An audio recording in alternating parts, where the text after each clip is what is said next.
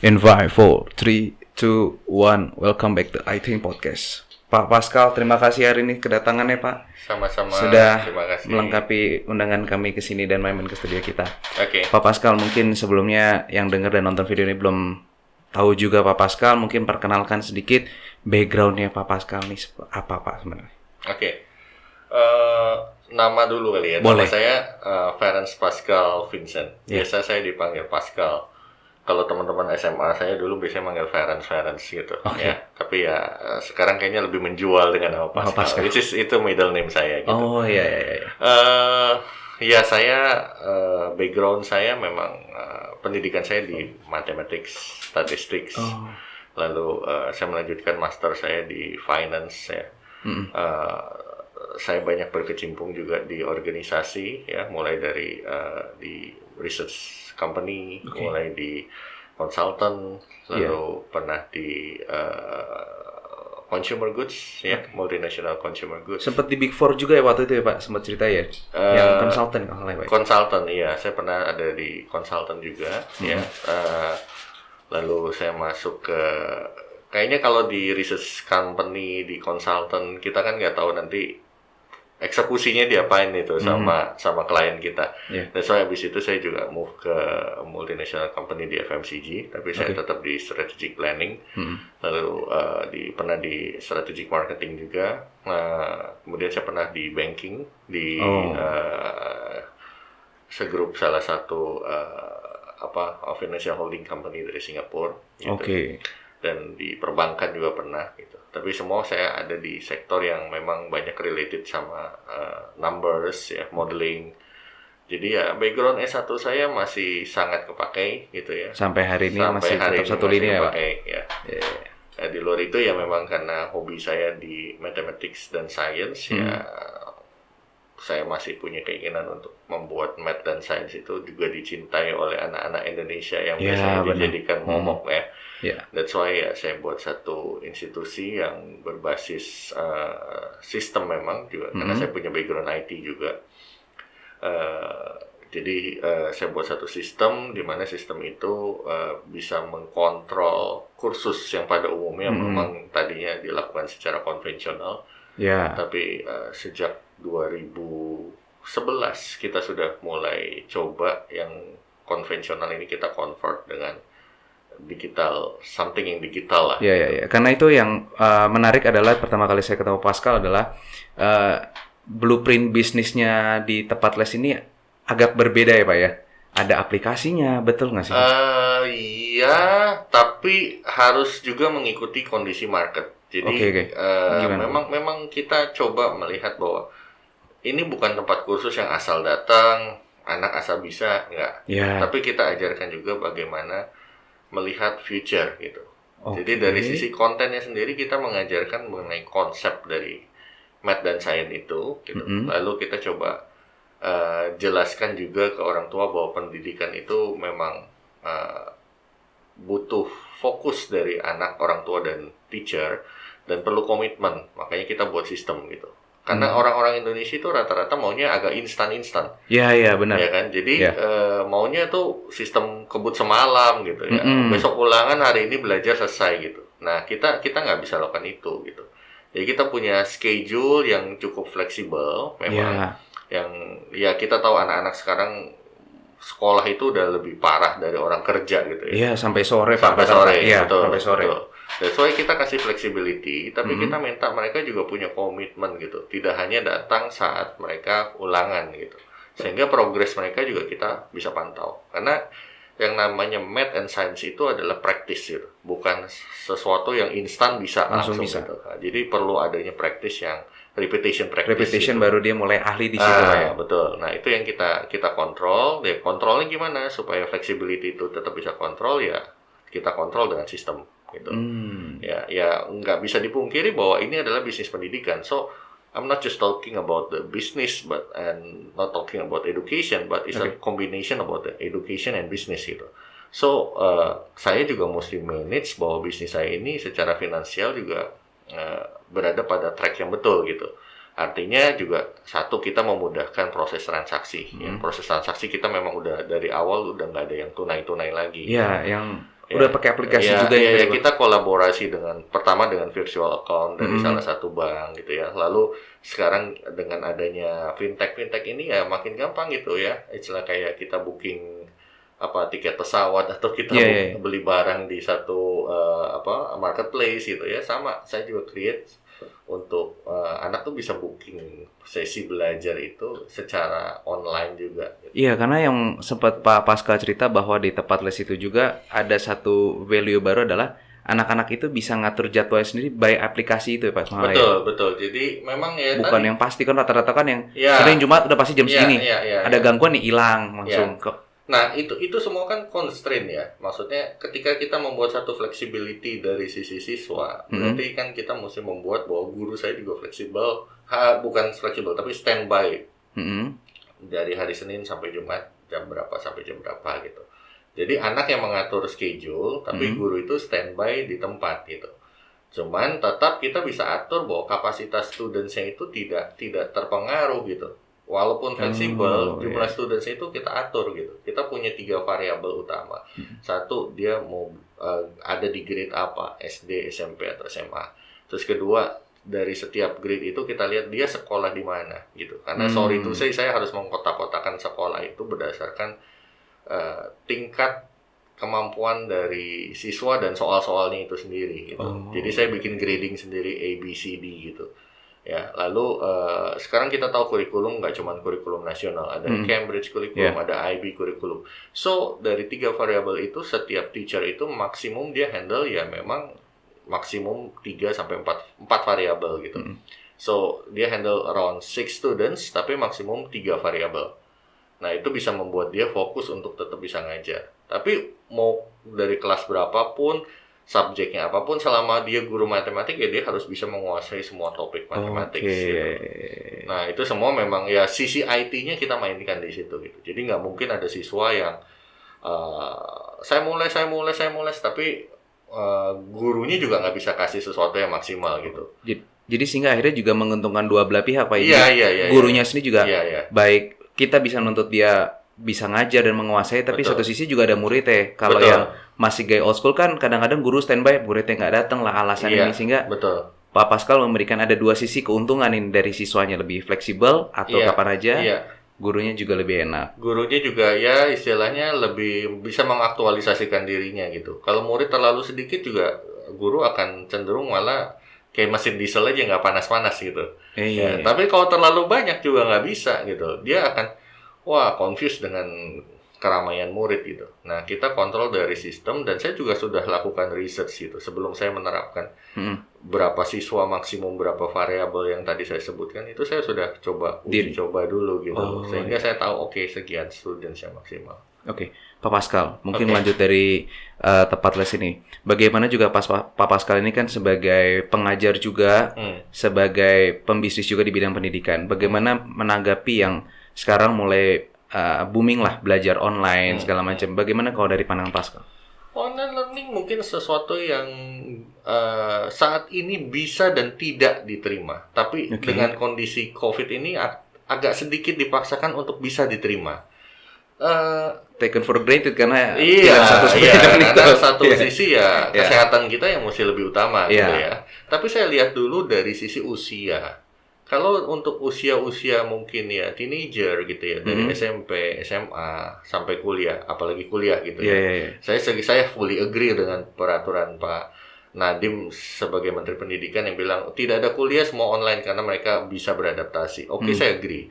SMA iya dan tidak, SMP cenderung lebih tidak, SD orang tuanya yang repot gitu. Karena di satu sisi belum tentu juga semua siswa-siswa kita punya platform. Ya punya tools yang bisa mereka ngelakukan online learning gitu. Kita lihat banyak di pelosok-pelosok yang masih belum bisa. Terus kedua dari connectivity gitu ya. Saya pernah dilakukan research juga karena saya pernah di konsultan research. Connectivity internet di Indonesia itu juga belum merata di seluruh wilayah ya. Jadi itu masih jadi satu masalah gitu. Ya, terus ya nggak usah jauh-jauh lah, di kota besar juga kadang-kadang masih pending kita ya. Ya gitu. Nah, kedua dari kontennya sendiri yang saya lihat ya. Jadi selain dari usernya, dari kontennya gitu. Nah, kontennya ini ada materi-materi yang memang bisa dilakukan secara online gitu.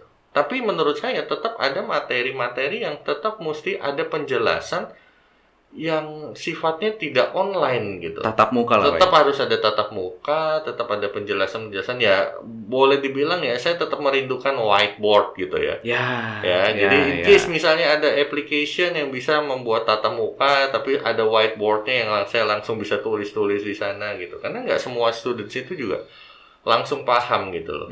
Ya, lalu kadang-kadang kan seperti guru fisik, guru chemistry memberikan dengan contoh-contoh yang lebih kelihatan, itu lebih enak buat si students gitu.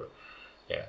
Nah, ketiga adalah dari pelaku pengajarnya itu sendiri gitu. Karena saya juga nggak yakin semua pengajar itu juga terbiasa dengan online learning gitu. Ya, mungkin dari sisi knowledge mereka capable gitu. Tapi begitu disuruh ngajar online learning, kayak waduh, jadi satu barrier sendiri karena menghadapi tools yang baru, yang biasa tatap muka terus tiba-tiba nggak ada. Berarti sebenarnya di Indonesia sendiri pada saat kita menerapkan ini, barrier-nya pun juga masih banyak yang harus dilewatin sebenarnya, Pak ya? Masih banyak yang harus dilewati, dan yang perlu dites adalah apakah tingkat penyerapan dari knowledge yang disampaikan itu bisa diabsorb oleh seluruh peserta 100%. Nah, itu yang saya ragu sebetulnya. Nah, kalau dari pandangan Pak Pascal bagaimana sih, Pak? Karena itu juga saya masih ada perdebatan lah ya saat ini, baik di sekolah, baik di pelatihan juga, yang di zaman era sekarang masih ada online training lah, terus habis segala macam. Penangkapan orang itu kan berbeda sekarang, Pak ya. Kalau dari Pak Pascal sendiri gimana ngeliatnya, Pak? Saat ini saya rasa ada hal yang nggak bisa dihilangkan, yaitu mau nggak mau kita beradaptasi dengan online learning. Itu dulu. Ya. Jadi mau alasan saya sekuat apapun bahwa orang nggak ready gitu, ya tetap online learning harus jalan gitu, ya nggak usah dalam belajar online lah, semua juga dikaitkan dengan online gitu sekarang. Ya. Tapi yang perlu saya garis bawahi di sini adalah kita harus sama-sama paham bahwa belum tentu hasil atau output dari online learning yang diberikan itu sama dengan ketika offline learning gitu. Dan kita harus sama-sama bisa merelakan itu terjadi gitu. Ya, saya ambil contoh, mungkin ketika kita bicara tentang satu topik tertentu, let's say di fisika tentang gesek atau apa, biasanya guru kasih simulasi menggerakkan barang di meja yang licin, di meja yang tidak licin atau apa. Nah, di online learning apakah bisa terjadi? Bisa, tapi tentunya perlu dibuat seperti video-video yang membuat orang itu peserta didik itu lebih paham gitu ya. Nah, problemnya adalah apakah video-video itu ada gitu. Mungkin ada, tapi ya lagi harus berbayar dengan platform-platform penyedia online learning yang lain gitu. Terus kedua, apakah media-media tersebut sudah dikuasai juga atau oleh gurunya atau tidak gitu. Ya. Nah, hal-hal lain yang mungkin menurut saya juga dari sisi kualitas itu bisa drop karena kalau kita bicara kayak seperti biology, physics, chemistry, mereka perlu lab. Ya, sementara dengan online learning, saya nggak tahu itu bisa. Karena kan kita perlu melihat fisiknya, ya fisik dari percobaan kita. Kita perlu membaui, hal-hal itu yang mungkin nggak bisa didapat gitu. Tapi saya bukan mengatakan bahwa online learning pasti akan kualitasnya tidak sama. Enggak, saya nggak bilang gitu ya. Tapi kita harus mentolerir andaikan kualitasnya tidak sama. Ada gap lah pasti. Ada gap di situ ya. Untuk subjek-subjek tertentu saya rasa ya tetap bisa jalan dengan online learning, dan mungkin ini justru menyadarkan kita gitu. Ternyata kita nggak harus ketemu ya, ternyata nggak harus ada gedung Ini sebenarnya trade off lah gitu loh. Nah, yang memang belum bisa dilakukan dengan online learning ya kita harus kaji bagaimana caranya supaya hasil atau outputnya bisa sama. Kira-kira menurut dari pandangan Pak Pascal sebagai pelaku juga, Pak ya, apa sih sebenarnya dasar-dasar atau yang mempengaruhi dari konsumen baik pelajar seperti anak kuliah, anak SMA dan SMP, penyerapan apa yang berbeda dari mereka, Pak, dengan online training ini? Kalau kuliah ya tentunya mereka sudah satu dari tools-toolsnya mereka udah pasti bisa lebih menguasai gitu ya. Lalu mereka lebih mandiri pasti untuk ada kelas online atau ada ujian online mereka tahu mereka mesti seperti apa gitu. Tapi kalau anak-anak itu kan mungkin belum terbiasa juga gitu. Mereka taunya ya tools itu ya mungkin gadget itu buat game gitu. Iya. Ya. Dan sometimes ada tools atau ada aplikasi-aplikasi yang mereka nggak tahu gitu. Ya akhirnya orang tuanya yang disibukkan. Kalau orang tuanya tahu, banyak juga orang tua yang nggak tahu loh, gitu kan. Betul. Ya. Terus kedua adalah ya faktor sosial yang saya cermati juga gitu, bahwa ketika offline itu ada interaksi sosial gitu. Nah, ini sama sekali tidak ada interaksi sosial gitu. Ya. Merupakan salah satu indikator penting nggak sih sebenarnya Pak itu? Iya, menurut saya penting sekali gitu. Ya, sekarang saya ya nggak sedikit juga saya menjumpai ketika UN tidak dilakukan atau ujian sekolah tergantung dari sekolah masing-masing dan dilakukan secara online gitu. Saya sebagai pendidik terus terang kecewa karena saya banyak sekali mendengar ya mungkin dari saudara saya sendiri atau dari rekan saya sendiri banyak yang mengatakan ini ada ulangan ya, gua ajak anak gua lesnya ngerjainnya bareng guru lesnya. Waduh, itu buat saya itu bukan pendidikan yang baik gitu loh. Ya saya boleh dianggap orang yang idealis, tapi menurut saya itu merusak karakter dari si anak itu sendiri gitu loh. Nah, apakah seorang anak SD, seorang anak SMP, seorang anak SMA, atau even kuliah berani mengatakan bahwa saya melakukan tes-tes itu semua pure dari diri saya sendiri? Atau saya kembalikan ke orang tuanya. Apakah mengizinkan atau bisa memberikan wewenang untuk anak itu mendapat nilai berapapun dengan kemampuan dia sendiri? Oke lah, kalau SD, SMP mungkin masih dibantu dari sisi tools dan lain-lain. Tools ya. Mempersiapkan tools. Tapi dalam saat ujian menurut saya harus dilakukan dengan sendirinya gitu loh. Nah ini kan ya saya juga dapat banyak komen dari guru-guru SMA, nilainya anak-anak yang tadinya nggak bagus sekarang jadi pada bagus-bagus semua gitu. It's amazing gitu loh. Ya kan? Jadi ya menurut saya kembali lagi ke pribadinya masing-masing gitu loh. Apakah dengan online learning ini mau dimaksimalkan atau mau dijadikan satu peluang untuk cheating gitu loh. Karena ini pengaruh juga nggak sih Pak dari beberapa pihak orang tua yang masih menginginkan anak itu selalu nilai tinggi sehingga dengan kesempatan ini ya anak disupport, bantu. Ya mungkin mereka nganggap itu nggak cheating, tapi kayak ya berusaha terbaik buat anak itu ada efek juga dari orang tua. Iya, sangat. Karena banyak orang tua yang masih lebih menghargai hasil daripada proses. Kuncinya adalah bagaimana kita menghargai proses bukan sekedar hasil gitu. Hasil yang baik dengan proses yang baik itu yang ideal. Iya, karena kan banyak banget orang tua akhirnya nggak ngeliat proses anaknya, hanya menuntut saja nilai bagus. Sekarang dengan ada pandemi ini, ya udah gimana caranya, yang penting tertulis di raport bagus, hasil gimana? Terserah. Hasilnya harus bagus, bukan terserah, hasilnya harus bagus gitu. Mau nggak mau kan itu suatu pride juga buat orang tua juga, betul. Jadi kadang saya lihat kelulusan di sini, nilai anak sekian dipajang, saya bertanya balik, kamu bangga dengan itu? Atau kamu bangga bahwa itu hasil dari anak kamu sendiri gitu, hasil dari siswa itu sendiri. Percuma kita bilang anak saya lulus, naik kelas, nilainya bagus, tapi ketika ujian online learning orang tuanya di sebelahnya dibantu gitu. Ya. Nah, saya juga berharap mungkin ketika online learning ini dilakukan, kita sudah siap dengan tools atau platform-platform yang memang juga bisa melakukan kontrol bahwa ini dilakukan oleh anak itu sendiri. Gitu. Nah, yang diperlukan adalah bagaimana menciptakan culture online learning ini gitu. Sehingga setiap orang tuh sadar bahwa online learning itu ya mau nggak mau sekarang kita harus jalankan gitu. Berarti ke depannya pun juga balik lagi kalau seperti dari awal, barrier-nya nggak cuma dari gaps dari tools saja, tapi dari orang tuanya pun juga amat sangat mempengaruhi perkembangan anak berarti Pak ya. Keinginan-keinginan yang memaksakan itu ya Pak ya. Anak, orang tua dan guru sih. Anak, tiga hal itu udah pendidik itu yang nggak bisa dilepaskan gitu. Ya, yang faktor lain ya regulasi tentunya. Tapi kalau regulasi itu kan dibuat sebetulnya untuk sesuatu yang baik gitu. Ya, jangan sampai juga regulasi dibuat juga untuk hal-hal yang justru merugikan dari anak, orang tua dan guru. Gitu. Berarti ibarat kata tiga ini tuh harus saling berhubungan juga, karena kan kalau saya dari ngeliat sendiri beberapa pun saya ada project dengan sekolah, banyak sekali yang zaman sekarang orang tuanya sibuk banget sampai akhirnya ya udah yang penting bayar uang sekolah anak, terus habis itu sudah dikasih guru, dikasih les, ditinggal. Itu pun juga ada kehilangan satu aspek berarti buat perkembangan anak Pak ya. Iya betul. Cuman artinya gini, kalau saya bilang ditinggal ke orang tua, dilepas ke guru les dan lain-lain. Paling tidak saya masih melihat efek social skill yang didapat oleh anak gitu. Ya, sedangkan kalau ini ya akhirnya dia aspek social skill-nya pun juga hilang. Gitu, ya. Dan dia mau nggak mau beradaptasi dengan sesuatu yang sifatnya artificial. Oh. Gitu. Oke, Pak.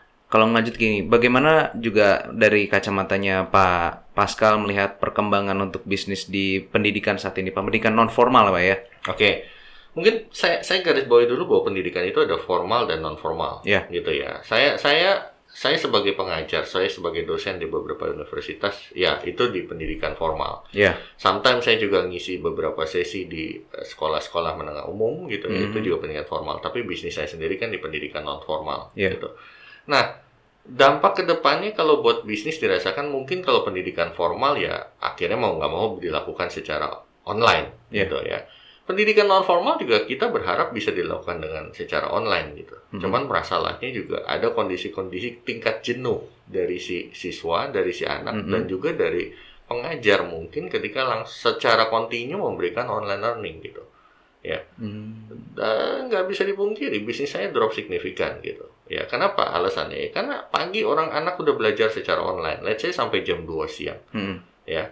Saya mau memaksakan dia untuk belajar pun agak kasihan dengan si anak. Karena satu, ya setiap hari dari jam berapa? Jam 7, jam 8 sampai jam 2 siang udah 5-6 jam dia di depan komputer.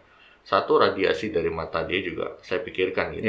Terus kedua, karena tidak ada sosialisasi ya impact-nya jadi ada kejenuhan juga buat si anak gitu. Karena ya selalu di rumah. Itu yang efek juga, Pak ya. Betul. Jadi ya boleh dibilang sih ya memang ya harus kreatif gitu. Kita harus menerima bahwa ini nggak bisa dihindari gitu ya. Yang mesti dilakukan adalah bagaimana kreativitas kita untuk membuat online learning ini juga cukup jadi disukai gitu. Kalau ditanya, Pak dari sisi bisnis apakah menguntungkan? Boleh dibilang dari sisi income ya pasti drop gitu. Tapi kalau dari sisi kreativitas justru ya saya coba melihat dari aspek yang selalu membuat kita bisa bertumbuh gitu ya. Ya menuntut kreativitas kita bagaimana membuat konten-konten, membuat materi-materi, membuat modul-modul yang membuat anak itu cukup nyaman dengan online learning gitu. Walaupun dia sudah belajar secara kontinu dari pagi sampai siang. Oke, yang menarik yang tadi saya juga pengen garis bawah adalah kreativitas. Mungkin dari beberapa pelaku bisnis juga ya Pak ya, mungkin nggak cuma di pendidikan juga masih kesulitan untuk mencari kreativitas baru seperti memberikan value kepada produknya lah, memberikan value kepada jasanya. Dari Pak Pascal sendiri bagaimana sih Pak sebenarnya kita meramu kreativitas, menemukan kreativitas untuk bisnis kita? Sebetulnya pertama adalah melihat dari kebutuhan market dulu gitu. Dan melihat dari behavior market gitu. Ya. Saya saat ini bisnis drop gitu. Tapi kalau saya lihat saya masih bisa menemukan segmen-segmen market yang memang potensial. Ya. Jadi saya masuk ke tingkat kreativitas preparation untuk anak-anak yang let's say mau ke US atau ya mau ke Turki. Saya ngajarin anak-anak dari madrasah gitu ya, mereka yang kebetulan mau ke Turki. Jadi kita bikin preparation SAT, bikin preparation untuk IELTS yang mau ke Turki atau mau masuk ke perguruan-perguruan tinggi di luar negeri yang butuh tes-tes tertentu gitu. Ya, satu ya dari sisi income juga masuk gitu ya. Terus kedua ya mereka juga ada kebutuhan, ada needs-nya gitu. Lalu kedua, saya lihat lagi ini Juni ini mungkin Juni ya mulai ada growth di bisnis saya. Kenapa? Karena saya lihat dari behavior marketnya sendiri, anak-anak udah mulai libur, orang tua tuh pusing anak di rumah. Jadi saya tiba-tiba bikin subject prepare your next grade, ya persiapan untuk kelas yang baru gitu. Ya walaupun nggak maksimal dapat students-nya ya, tapi dapat gitu daripada nggak dapat gitu ya. Jadi ya anak-anak dikasih belajar 1 minggu 2 kali ya mungkin juga senang gitu daripada di rumah juga dia bingung juga mau ngapain juga udah gitu. Bingung udah capek Nah, ya dia senang-senang aja gitu ya. Jadi ya kembali lagi jangan pernah berpikir untuk wah ini udah tertutup enggak. Kalau saya lihat ya tadi berkreativitas dengan melihat apa yang menjadi kebutuhan market dan bagaimana behavior dari market itu sendiri gitu. Oke, Pak, kalau kita nyinggung sedikit masalah behavior ini kan salah satu hal juga yang paling indikator yang dihitung lah Pak ya untuk pada saat kita bikin bisnis. Bagaimana sih sebenarnya buat orang awam yang mungkin belum menguasai secara dalam untuk membagi behavior orang selama ini, karena kan banyak orang yang mungkin punya produk atau jasa yang mereka yakin bagus Tapi pas lempar ke pasar tuh cara membaginya segmennya seperti apa, memprofile seseorang tuh masih bingung. Dari Pak Pascal mungkin ada tip atau Ini trik bicara khusus untuk bisnis pendidikan atau secara general? secara in general? Oke, secara general mungkin saya selalu lihat dulu dari industri saya itu di saat ini dalam kondisi apa. Oh Ya, saya lihat dulu mungkin kalau kita bilang industri yang growth saat ini ya apa alat-alat kesehatan, makanan mungkin masih oke, ya. Lalu marketplace mungkin masih oke gitu, ya. Tapi ada orang bilang, aduh saya kan kecil gitu. Jangan berpikir saya itu kecil gitu. Jadi saya selalu mengajak teman-teman itu berpikir bahwa dari apa yang saya punya, apa yang bisa saya lakukan gitu. Ya. Jadi kalau related, saya nggak ngerti, saya nggak kuliah tentang consumer behavior atau apa gitu ya. Saya percaya setiap orang itu punya insting atau naluri untuk memahami siapa sih customer saya gitu. Ya, jadi dilihat dulu apa sih yang dibutuhin. Saya ambil contoh, mungkin saat ini orang-orang yang tadinya biasanya membeli kopi after lunch atau kopi di mana-mana gitu. Wah, kopi kepukul Pak dan lain-lain. Ya, akhirnya kita lihat kan banyak yang mulai berkreativitas dengan bikin kopi dalam kemasan gitu kan. Ya, yang niche apa? Orang itu masih butuh kopi, tapi masalahnya orang itu takut dine in karena takut adanya penyebaran virus gitu. Ya buatlah dalam kemasan. Itu salah satu contoh gitu. Nah, kalau saya disuruh bicara secara general mungkin agak sulit gitu. Enakan kita bedah case by case gitu ya, seperti apa. Kalau case di pendidikan Bapak Pak pertama kali? Kalau case di pendidikan saya itu tadi saya bilang. Saya lihat April saya mulai, Maret sebenarnya. Maret itu mulai drop. April 50% drop. 60% drop April. Mei itu 80% drop. Ya. Kenapa mereka bilang, saya nggak mau online learning Pak, tiap hari jenuh online learning. Anak saya setiap hari mau online learning, radiasi mata Pak. Terus ada lagi yang mau online learning bilang apa? Pak, online learning masa harganya sama offline learning gitu kan? Udah istilahnya udah jatuh, kepleset, ketimpa tangga, tangganya roboh gitu loh. Ya. Iya, babak belur gitu ya. Tapi di tengah kamu babak belur, ya kamu beruntung bahwa kamu masih bisa berdiri lagi gitu. Ya. Nah, jadi kalau dalam kasus pendidikan saya lihat gitu. Oke, saya udah babak belur kayak gini. Siapa sih yang masih butuh saya? Oke. Ya. Dan ketika network itu juga jangan disepelekan ya. Network itu tiba-tiba bisa menghubungi kamu gitu. Saya anggap itu sebagai malaikat yang diturunkan gitu ya. Pak, saya butuh nih Pak buat anak-anak persiapan masuk ke SMA unggulan ini. Pak, kami butuh nih Pak. Tiba-tiba anak-anak mau ke Turki atau mau ke US. Tesnya belum tahu kapan, tapi bagus deh Pak. Tesnya nggak tahu kapan, jadi bisa preparation dulu sama tim Bapak. Ya melihat celah-celah seperti itulah. Berarti salah satu juga yang kita harus perhitungkan di dalam dunia bisnis juga bagaimana kita memprofile industri kita dengan cukup baik berarti ya Pak ya. Memprofile dan membuat diri kita juga sebagai expert yang bukan hanya mengetahui tentang dunia pendidikan atau dunia bisnis kita, tapi juga expert dalam hal menangkap kebutuhan market gitu. Lebih peka lah ya Pak. Lebih sensitif lah, ya, lebih peka terhadap kebutuhan market. Sehingga akhirnya kita bisa meng-create yang baru atau mencari kreativitas baru seperti itu. Betul. Oke Pak, mungkin terakhir Pak, mungkin ada tips atau saran buat anak-anak yang sekarang di pandemik ini dan kedepannya menghadapi pendidikan yang offline atau online masih nggak jelas kan Pak ya? Ya. Bagaimana mereka bisa tetap berkonsentrasi dan menangkap ilmu dengan sebaik-baiknya? Oke. Buat adik-adik ya dari SD, SMP atau SMA atau kuliah, bahkan mungkin murid-murid saya sendiri ya. Saya tahu kondisi ini sulit ya. Kondisi ini sulit buat kita semua. Bukan hanya buat kalian, mungkin orang tua kalian juga sulit. Mungkin buat guru kalian juga sulit. Mungkin buat institusi tempat kalian belajar juga sulit. Semua sulit ya. Nah, yang terpenting adalah bagaimana kita tetap bisa memaksimalkan diri kita di tengah kesulitan ini. Satu adalah tetap menjadi diri kalian sendiri yang berkarakter. Kalian harus belajar, tetap harus jujur. Online boleh, nggak boleh cheating gitu ya. Terus sulit memang untuk memahami dibandingkan offline. Ya iya, itu semua kendala. Tapi ya mencoba memaksimalkan untuk menangkap dari perubahan ini. Karena kalau kita nggak adaptasi sulit gitu ya.